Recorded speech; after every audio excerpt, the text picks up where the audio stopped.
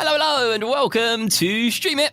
Now, this is the film and TV podcast full of things for you to watch. And in today's episode, we have a great one. We're hearing from the actual Puss in Boots himself, Antonio Banderas. And that's it's a big difference to the other movies in which he's so arrogant, he's just so full of himself, knowing that whatever happens, he always have one more life.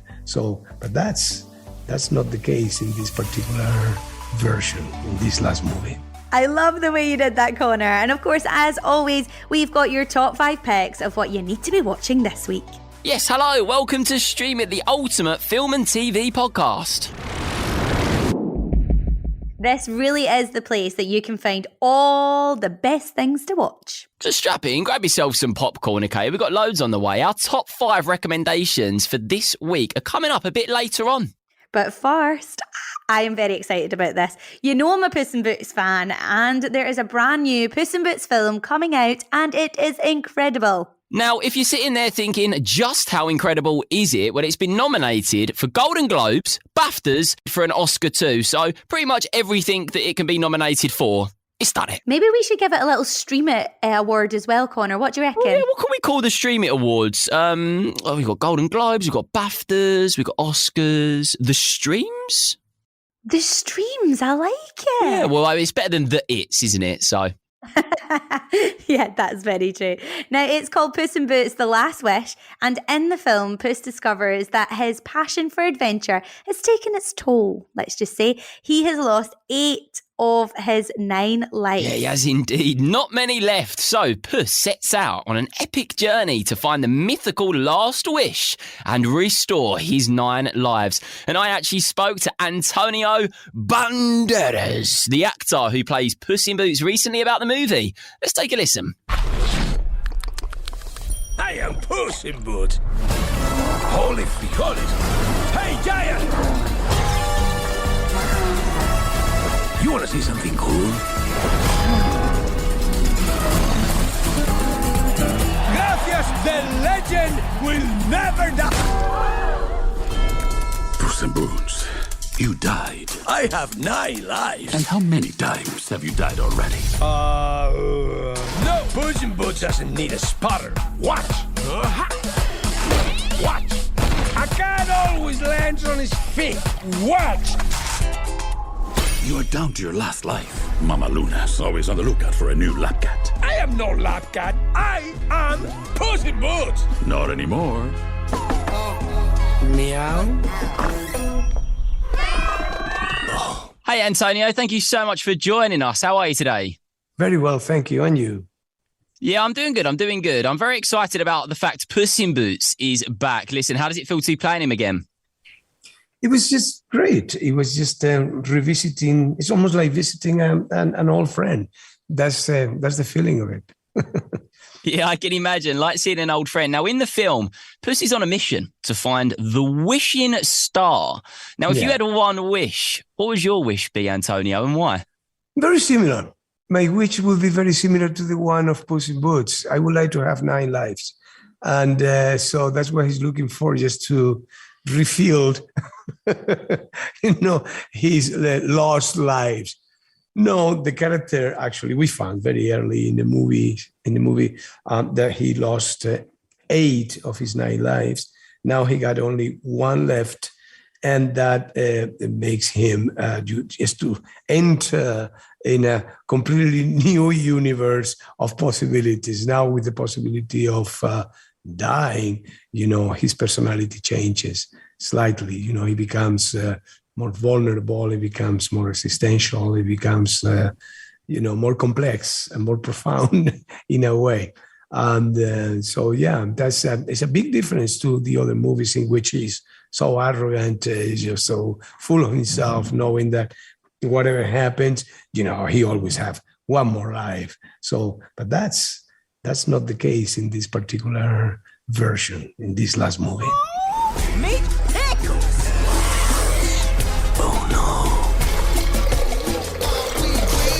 This is a person party, Pickles. That's your party. So this is where dignity goes to die. You don't look like a Pickles. Well, You don't look like a cat. Full disclosure, I'm a therapy dog. Wanna rub my belly? Hard, Puss. Oh. No, absolutely. There's so many great messages, as you've just mentioned there, throughout the film. Lots too about friendship. I feel a lot of that within it, and opening up and talking about your feelings. And, that's something that we really feel within that film. Now, for you personally, how important do you think it is for children that are going to be seeing this film to kind of understand those emotions? Absolutely important. But friendship has been a constant since we started to do, the first movies of Shrek. The participation of Puss became in number 2, and then it continues to his own movies too. But the friendship was always there as one of the big pillars to understand the characters.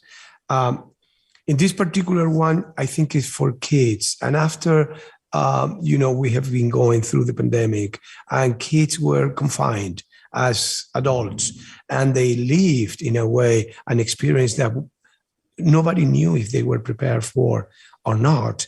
Just to confront that experience with a character that now is, in front of a truth, a reality, which is, the possibility to die.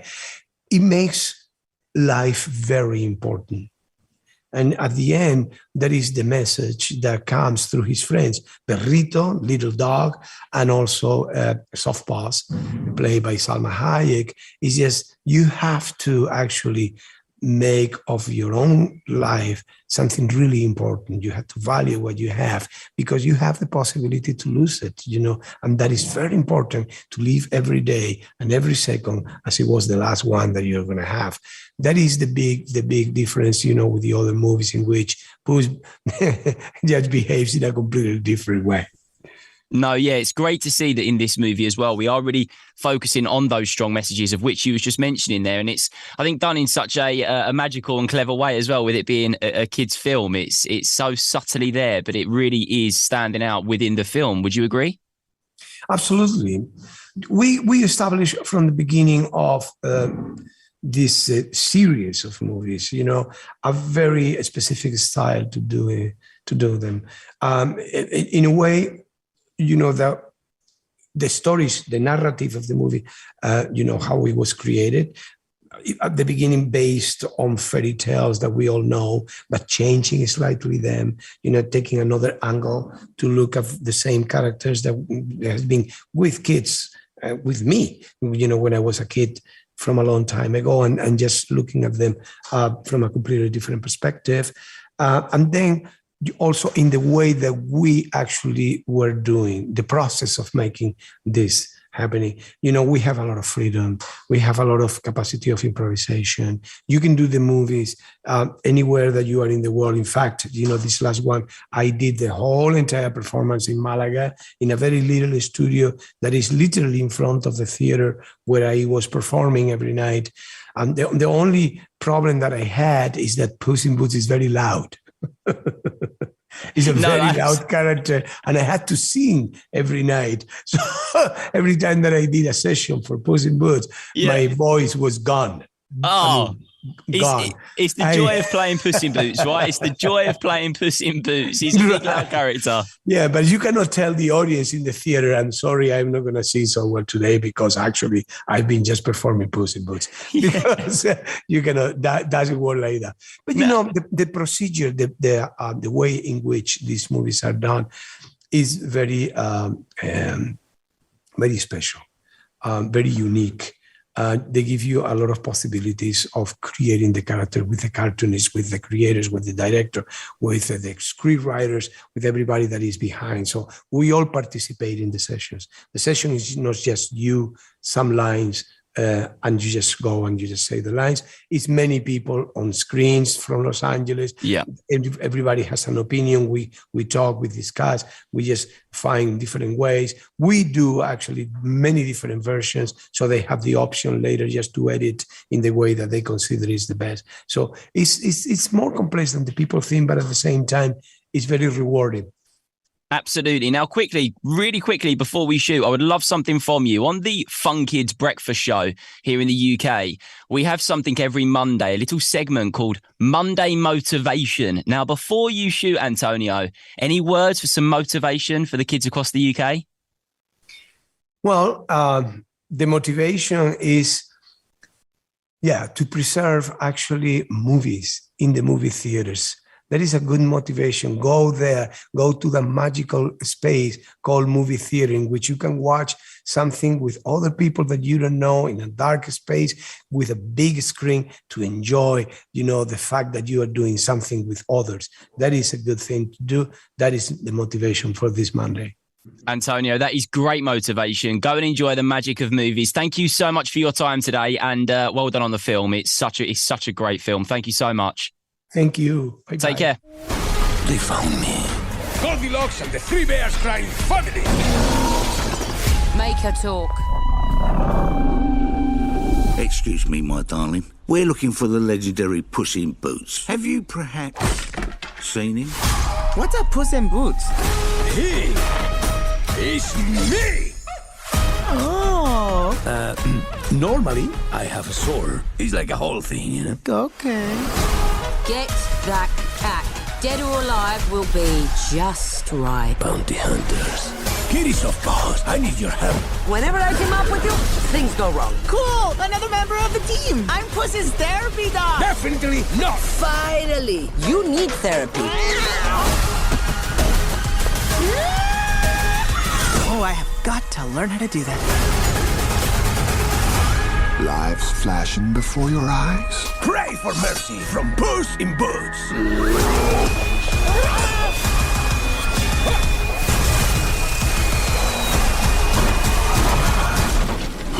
Espresso.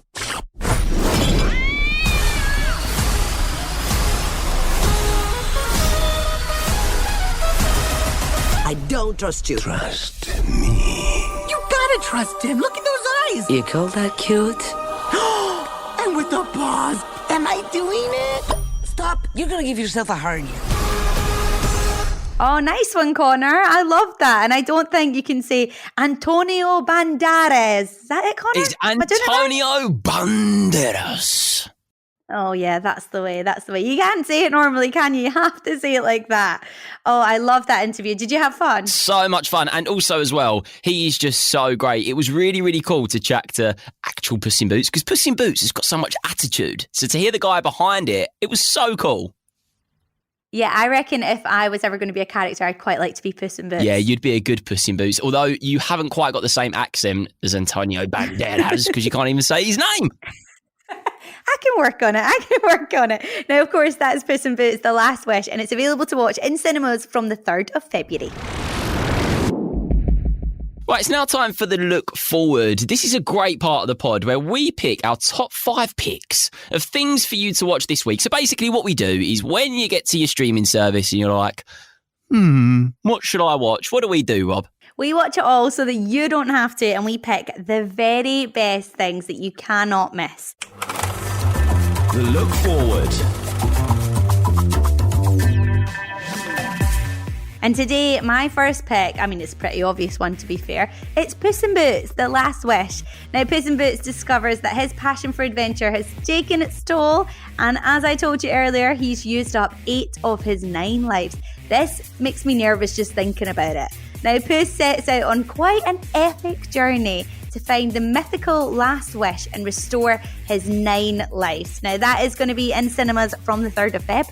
Polly Pocket is my first one. That's available on Pop. For 11-year-old Polly Pocket, her hometown of Littleton doesn't provide her with the great adventures that she craves. She's always told she's too little to do what she wants. However, when Polly Pocket inherits a magic locket that allows her to shrink to 4 inches tall, she realises being little and having pocket-sized powers is actually her greatest strength. Catch Polly Pocket on Pop weekends at 8 a.m. from Saturday the 4th of February, so something to look forward to, and available to watch on Catch Up on the Pop Player. My next pick is something I'd love to do. Me and you, Conor, I'd love to go on this adventure, and it is around the world in 80 days. Oh, can you imagine all of the Stream It chats we'd be having? Oh. It's the best. It's the best. Now, it's on Netflix, and it's all about a wary monkey, you can be the monkey, and a daring frog pair up for an extraordinary journey. You can be the frog. I'll be the frog.